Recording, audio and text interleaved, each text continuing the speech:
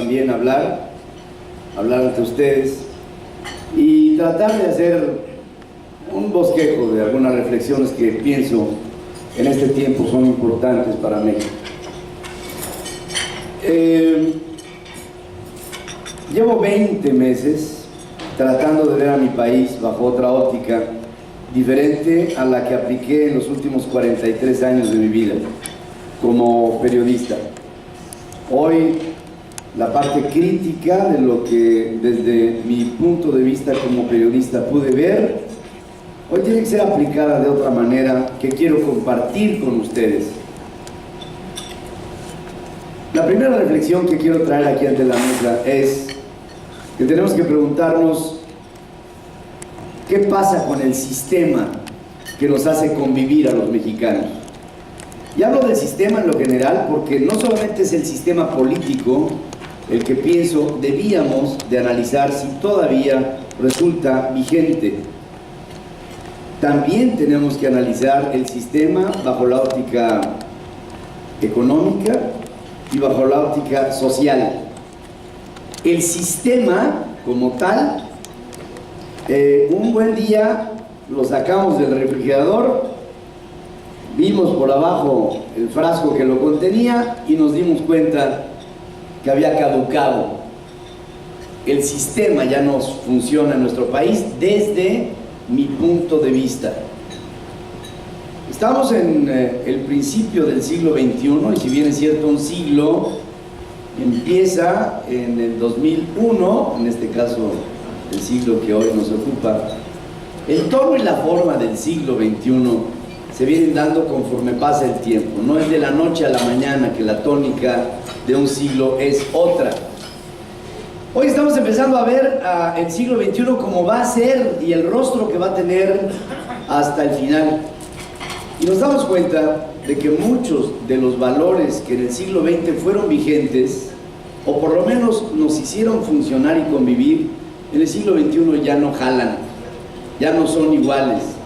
Hemos visto la transformación del mundo a través de un fenómeno que empezamos a reconocer cuando muchos de nosotros éramos jóvenes. Fíjense ustedes que quiero hacer un contexto histórico rápido que después le queda a México. Cuando yo era chamaco, y muchos de ustedes conmigo, vivíamos la Guerra Fría. Habíamos visto en nuestra juventud que el mundo se podía acabar en cualquier momento, que en un día inopinado iba a amanecer un líder loco, iba a apachurrar un botón rojo, iba a lanzar bombas nucleares y después del otro lado también iba a haber lo mismo y entonces iba a acabar el mundo.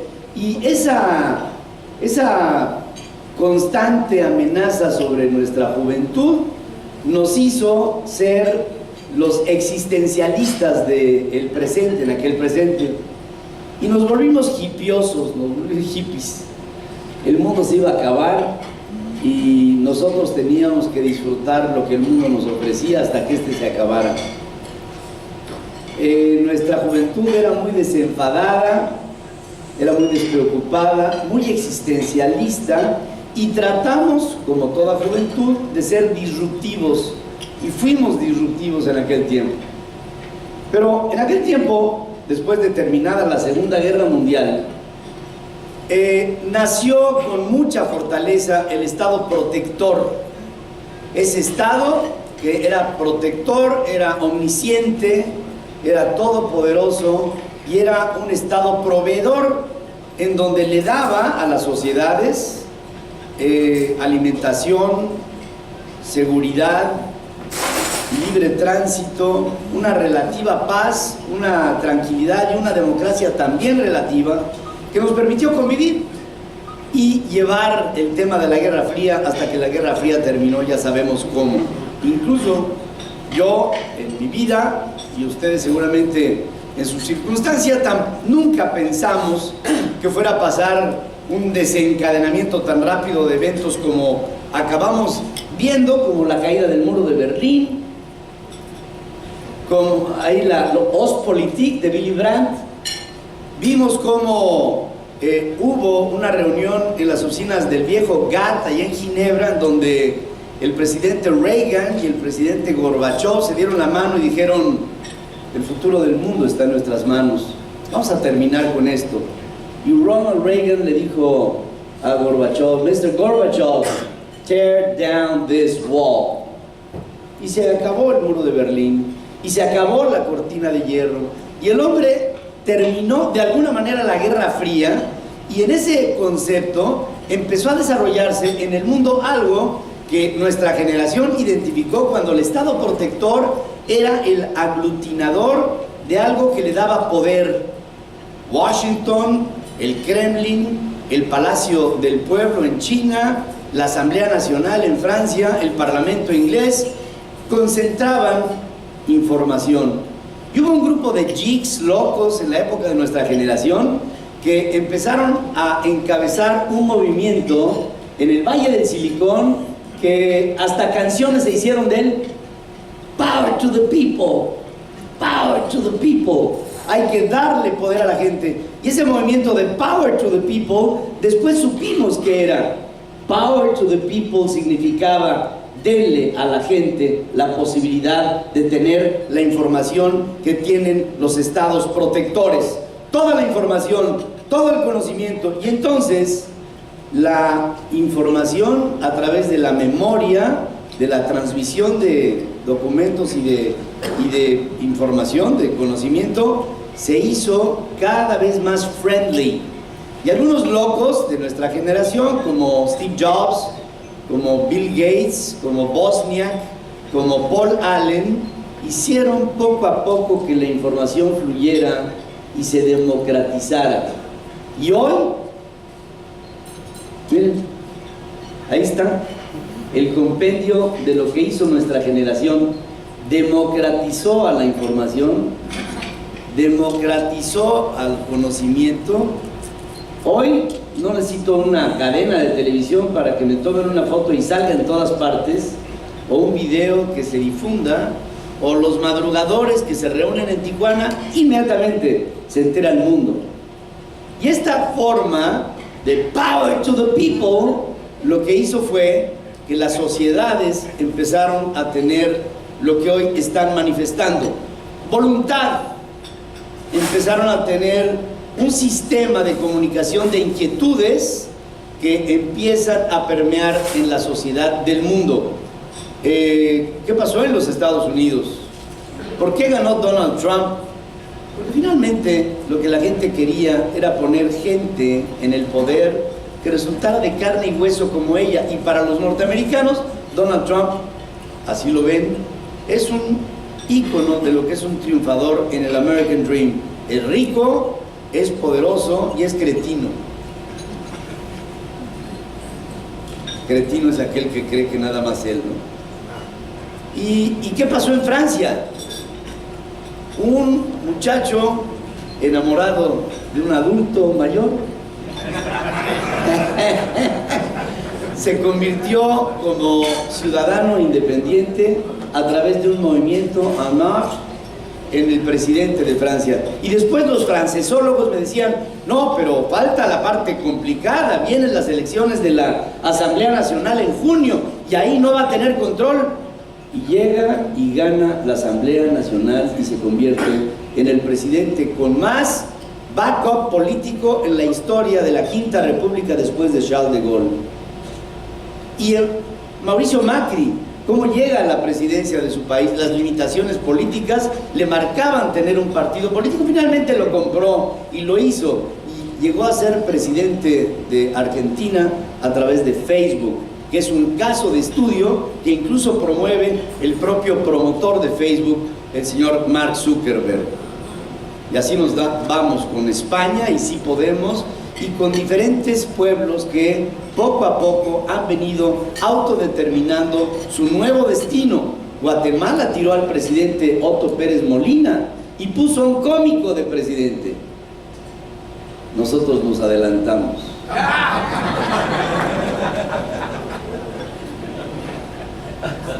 Brasil tiró a su presidente y hoy está a punto de llegar a una segunda crisis tirando a otro presidente como Dilma Rousseff.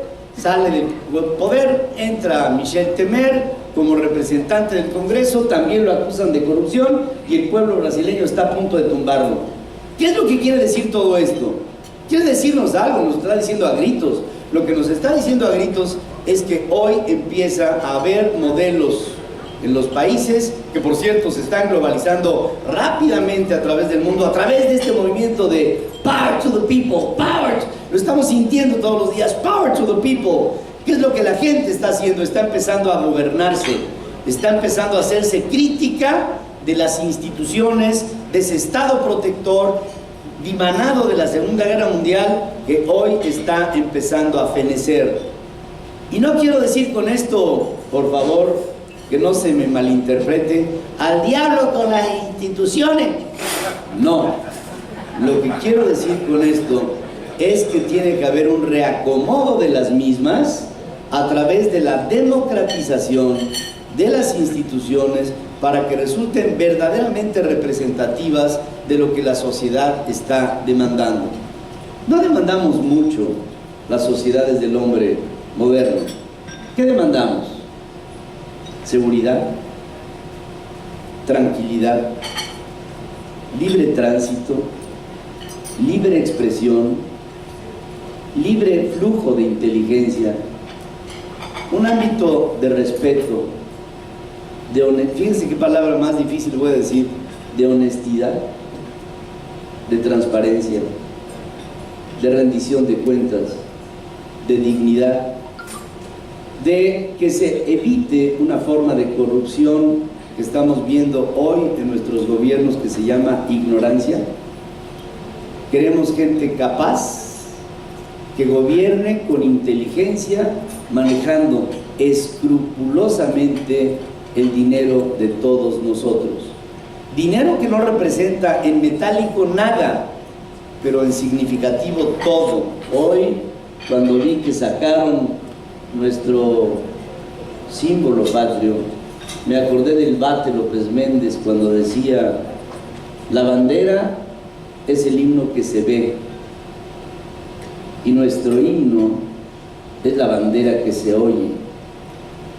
Y ahí está representado en esa cajita lo que todos, a través de un pacto significativo que es virtual pero que nos hace comunes, hemos pactado desde que nacimos, desde antes hasta después de que nos vayamos, nuestra mexicanidad.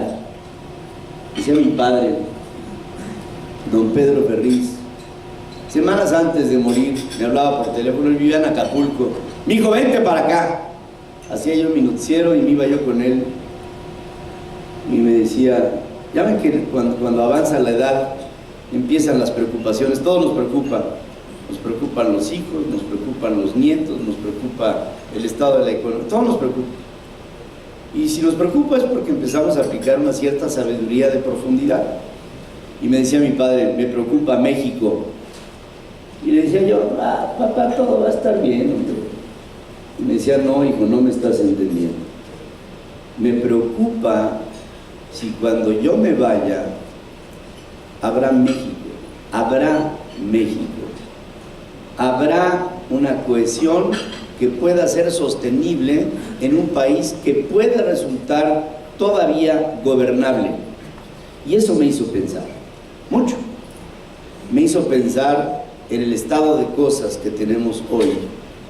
¿Cómo es posible que terminan gobiernos estatales y los gobernadores salientes acaban siendo o ricos en su gereño, en donde viven un retiro dorado, producto de lo robado, o prófugos de la justicia, o presos, o señalados por una sociedad que no los acepta, que los repele? Y eso que pasa con los gobiernos estatales, pasa abajo con los gobiernos municipales. Y pronto, dentro de pocos meses, estaremos también señalando a los gobiernos federales, que hoy no los podemos señalar porque tienen el poder, pero lo que están haciendo con México es el robo en despoblado más grave de la historia del México contemporáneo. Hoy, queridos amigos, me da pena aceptarlo, hoy nos gobierna una pandilla.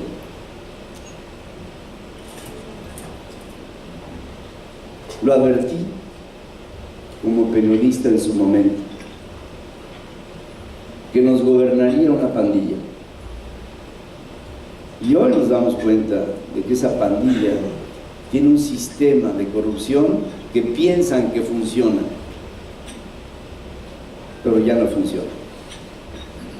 Y hoy tenemos que denunciarla. No solamente para señalarla o para marcar una venganza, que es un vil sentimiento del ser humano. La venganza no debiera existir. Debiera existir la justicia.